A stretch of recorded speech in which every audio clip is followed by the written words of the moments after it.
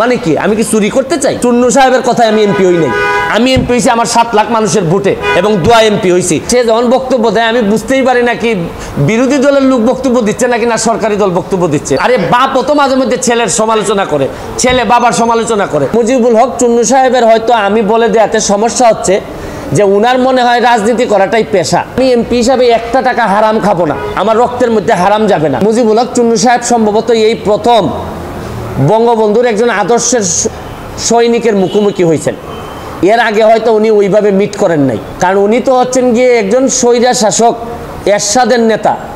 স্বৈরা শাসক এরশাদ, যিনি সারা জীবন এইরকম জোর জবরদস্তি আর টাকা বানানো ছাড়া তার নেতাকর্মীদের খুব বেশি কিছু শিখাই যান নাই। তারাইল করিমগঞ্জের মানুষের কি কোনো অধিকার নাই যে এই চুন্নু সাহেব এমপি হিসাবে কত টাকা বরাদ্দ পান এটা জানার? মানে ওনার বক্তব্য ছিল যে কোনোভাবেই যেন আমি ফেসবুকে না জানাই যে কে কত টাকা পায়। আরে আপনি জানেন যে এইবার মাননীয় প্রধানমন্ত্রী জননেত্রী শেখ হাসিনা আমাদের সবাইকে শাড়ি দিয়েছেন এলাকায় বন্টন করার জন্য। এই শাড়ি কি আমি প্রধানমন্ত্রীর উপহার কি আমি বলবো না? মানে আমি কি এটা লুকায় রাখবো? লুকায় রেখে কি আমার কি এটাকে আমি বিক্রি করে দিব? আমার পেশা হচ্ছে কি বিং এ ব্যারিস্টার। আমি এখানে প্র্যাকটিস করি সুপ্রিম কোর্টের আইনজীবী হিসাবে। আর আমি কথা দিছি যে আমি এমপি হিসাবে একটা টাকা হারাম খাবো না, আমার রক্তের মধ্যে হারাম যাবে না। সুতরাং রাষ্ট্রের টাকা, জননেত্রী শেখ হাসিনার সরকারের টাকা, এটা যে টাকা আসবে এটা আমি সবার সামনে তুলে ধরবো। এখন আমার কেন জানি মনে হইতেছে মুজিবুল হক চুন্নু সাহেবের হয়তো আমি বলে দেওয়াতে সমস্যা হচ্ছে যে উনার মনে হয় রাজনীতি করাটাই পেশা। এটা থেকেই উনি সব কিছু নির্বাহ করেন কিনা আমার জানা নাই, কারণ উনার আলাদা কোনো পেশা থাকলে এটা নিয়ে উনি কোনো চিন্তা করতেন না। তবে কালকে উনি একটা বুদ্ধি করে কাজ করছেন, বাকি সব এমপিরা ওনার দলে টানার চেষ্টা করছেন যে 349 জন এমপির নাকি বদনাম হচ্ছে। আরে কি আশ্চর্য কারবার! একটা মানুষ এমপি হওয়ার পর তার বরাদ্দ সে বলবে না যে আপনারা জনগণের এই বরাদ্দ আসছে, আপনারা আপনারটা ভাগ করে নেবেন?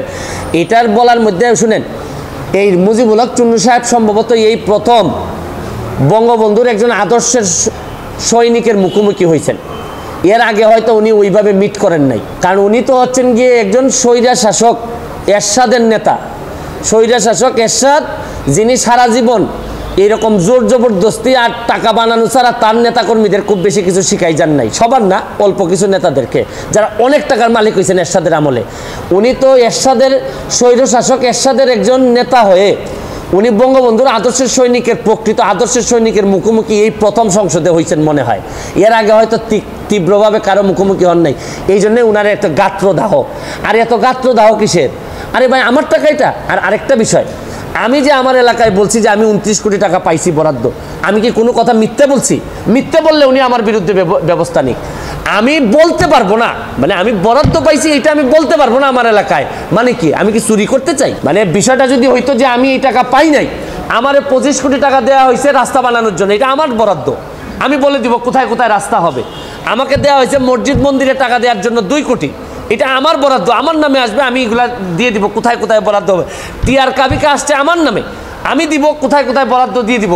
আমার শুধু নিশ্চিত করতে হবে এই টাকাটা যেন আমি এবং আমার পরিবার খেয়ে না ফেলে, বা আমার লোকজন যেন খেয়ে না ফেলে।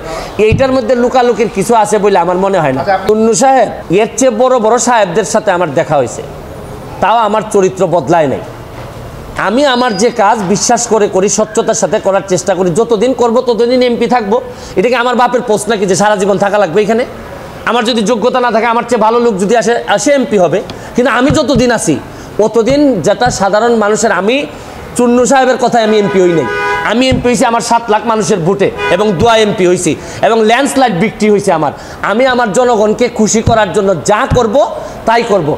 আমি এর বাইরে কোনোদিন যাওয়ার প্রশ্নই আসে না। মুজিবুল হক চুন্নু সাহেবের যে ব্রেইন আর যে অবস্থা, তার ব্যাপারে আমি যা শুনি তাতে আমার বিশ্বাস মাননীয় স্পিকারও জানেন তার অবস্থাটা কি। যে তারে সে যখন বক্তব্য দেয় আমি বুঝতেই পারি না কি বিরোধী দলের লোক বক্তব্য দিচ্ছে নাকি না সরকারি দল বক্তব্য দিচ্ছে। মানে এমনভাবে সরকারের মধ্যে ঢুকে আছে এই ভদ্রলোককে বিরোধী। আরে ভাই, সবসময় সরকারি দলের সাপোর্ট করার জন্য তো মাঝে মধ্যে বিরোধিতা করতে হয়। সরকারি দলের মানে আপনি সবসময় ক্ষতি চাইবেন তা না। সরকারি দলের আরে বাপও তো মাঝে মধ্যে ছেলের সমালোচনা করে, ছেলে বাবার সমালোচনা করে। আমার তো মনে হয় যে এই চুন্নু সাহেবরা এমনভাবে ভিতরে ঢুকছেন, এরা তাদের সক্ষমতা সম্পর্কে কিছু জানেও না, বুঝেও না। কেন যে বিরোধী দল হয়েছে আল্লাহ মাহবুদ জানে। আর এরাও 11 জন, আর আমরা স্বতন্ত্র আছি 62 জন। আমরা তো হিসাবে তো আমরাই বিরোধী দল হওয়ার কথা, কিন্তু এখন কারণে ও কারণে আমরা যেহেতু ওনারা একটা দল হিসাবে আসছেন তা আমরা ওনারা মেনে নিছি, কিন্তু উনি তো সরকারি দলের বিরোধিতা না করে মাশাল্লাহ এখন শুরু করছেন যে স্বতন্ত্র ক্যান্ডিডেট কেন টাকার ঘোষণা দিয়ে দেয়, এই কারণে উনি বিরোধিতা শুরু করছেন। আমার এখন তারাইলার করিমগঞ্জবাসীর জন্য আল্লাহর কাছে দোয়া করা ছাড়া আপাতত আর কোনো পথ নাই। আমি তো উনার দায়িত্ব কিভাবে পালন করছেন আমি জানি না, আপনাদেরকে একটা নমুনা দিলাম। উনার দায়িত্ব ছিল হচ্ছে কি বিরোধী দল হবে, সরকারের সমালোচনা করবে, সরকার যেন সঠিকভাবে চলতে পারে, দেশে যেন দুর্নীতিমুক্ত হয়, এগুলার জন্য উনি প্রতিবাদ করবে। এটাই বিরোধী দলের দায়িত্ব বলে জানি। বিরোধী দলের দায়িত্ব যে স্বতন্ত্র, যে একটু ভালো কাজ করতে চায়, সৎ হইতে চায়, তারে যে চাপটি মারিয়া ধরে সংসদ থেকে বের করে দেওয়ার প্ল্যান করছেন, এইটা তো আমার জানা ছিল না। আমার মনে হয় না এটা কোনো পৃথিবীর কোনো জায়গায় বিরোধী দলের দায়িত্ব এটা হইতে পারে।